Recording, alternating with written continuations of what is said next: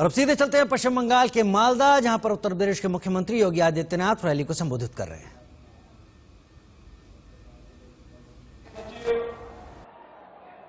अरविंद मेनन जी, प्रदेश सहकारी संगठन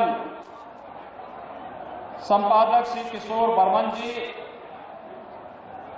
भारतीय जनता पार्टी के प्रदेश के महामंत्री श्रीमान श्री सायंतन बोस जी, बीजेपी प्रभारी उत्तर बंगाल श्रीमान श्यामचंद्र घोष जी, जिला के अध्यक्ष गोविंद चंद मंडल जी, अजीत दास जी, हिरेन चटर्जी जी, शुभेंदु सरकार जी, शंकर चक्रवर्ती जी, माननीय विधायक श्री साधन सरकार जी, जॉय मुर्मू जी,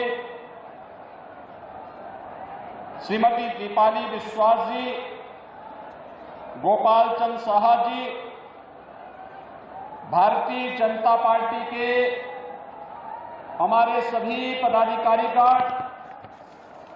और भारी संख्या में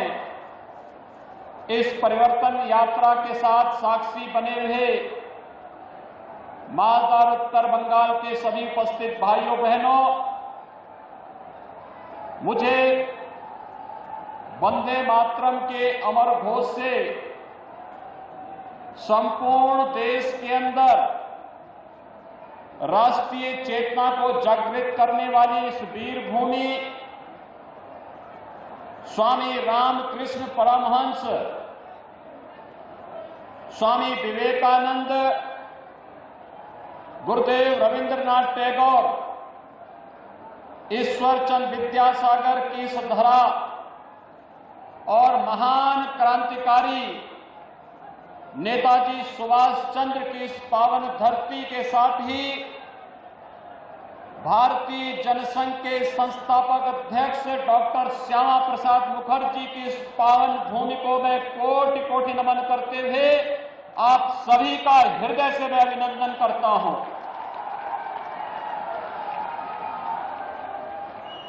भाइयों बहनों, मालदा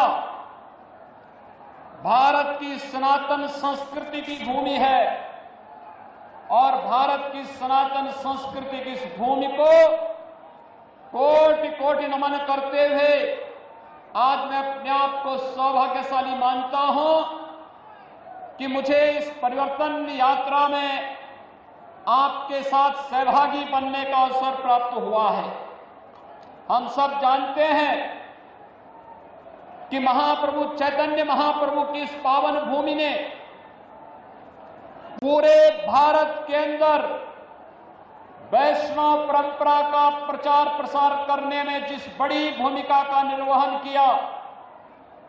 यह भूमि वैष्णवपाद के महान ध्वजाधारी गौरी वैष्णव जीवा गोस्वामी देवा जी की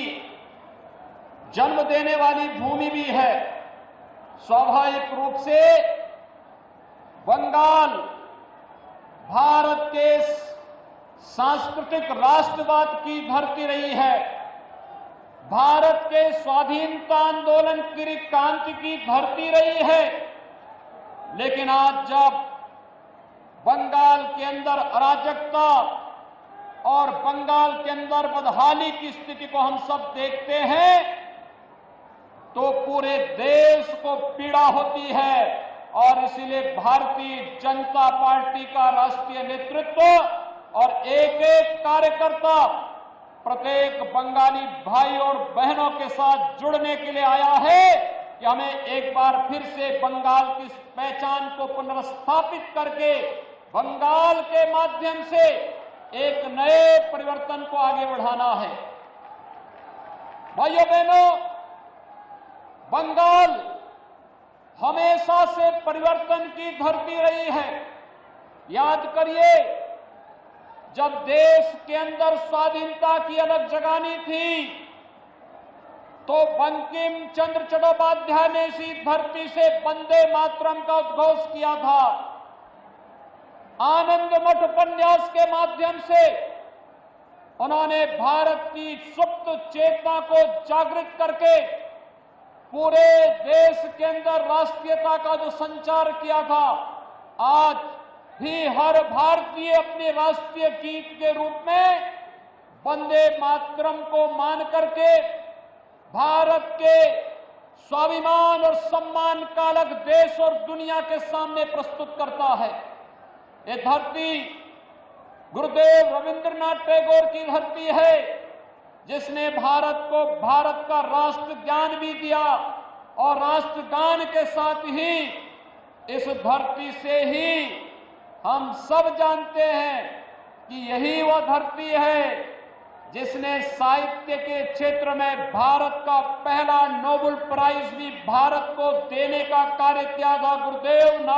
रविंद्रनाथ टैगोर की उस अमर कीर्ति गीतांजलि के माध्यम से। लेकिन आज बंगाल कहां चला गया है? कभी भारत को नेतृत्व देने वाला, भारत को एक नई दिशा देने वाला बंगाल आज कहां पर है?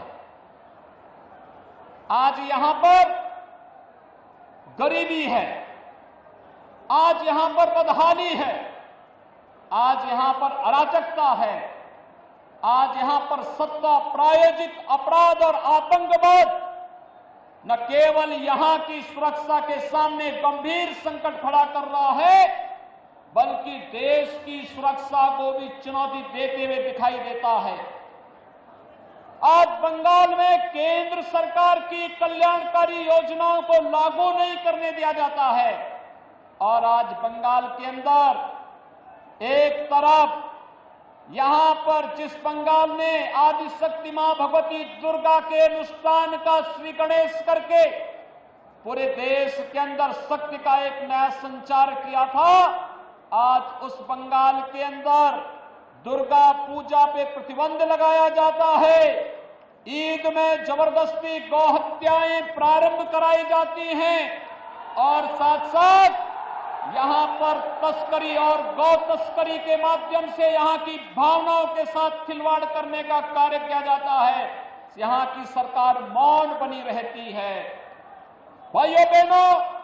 बंगाल में आज जय श्री राम के नारे लगाने को भी प्रतिबंधित करने का कार्य किया जाता है और हमले करवाए जाते हैं। लेकिन मैं बंगाल की सरकार से कहना चाहता हूं, मैं ममता दीदी जी से अनुरोध करना चाहता हूं,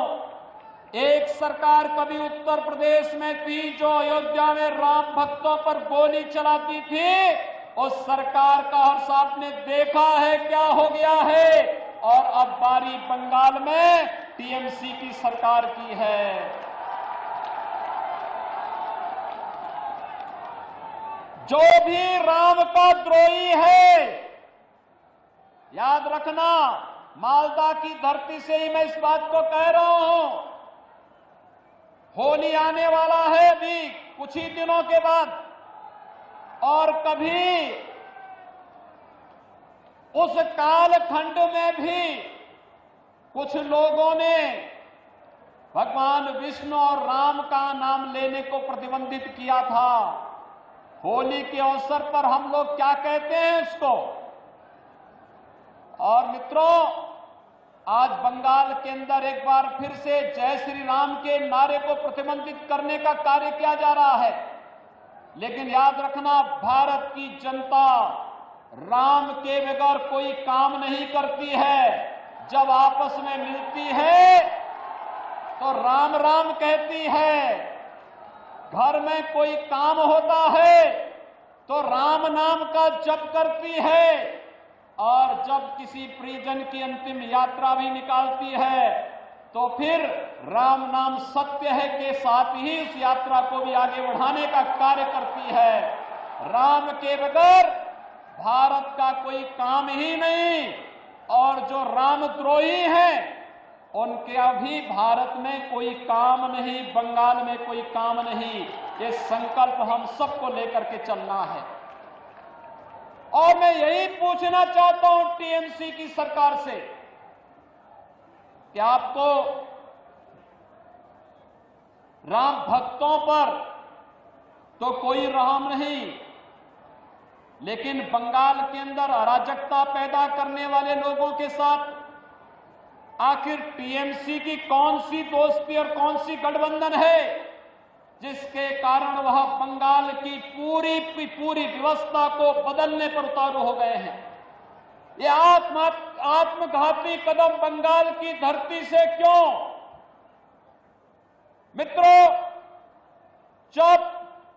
देश के यशस्वी प्रधानमंत्री मोदी जी पाकिस्तान, बांग्लादेश और अफगानिस्तान के पीड़ित और प्रताड़ित हिंदुओं, सिखों, बौद्धों, जैनियों, ईसाइयों, इन सबके संरक्षण, इनको सुरक्षित ठिकाना देने के लिए एक कानून बनाते हैं और उस कानून को भारत के अंदर लागू करते हैं, तो बंगाल में हिंसा क्यों होती है? ये हिंसा सत्ता प्रायोजित हिंसा क्यों? यहां पर एक तरफ पीड़ित और प्रताड़ित मानवता को शरण देने की जब बात की जाती है तो यहां की सरकार विरोध करती है, लेकिन जब घुसपैठियों को बाहर करने की बात होती है यहां की सरकार तिलमिला जाती है। यहां की सरकार घुसपैठियों, अवैध घुसपैठियों के साथ में है, उसको यहां की जनता के साथ कोई लेना देना नहीं। और यही कारण है कि यहां की सरकार केंद्र सरकार की किसी भी कल्याणकारी योजना का लाभ यहां के नागरिकों को देने में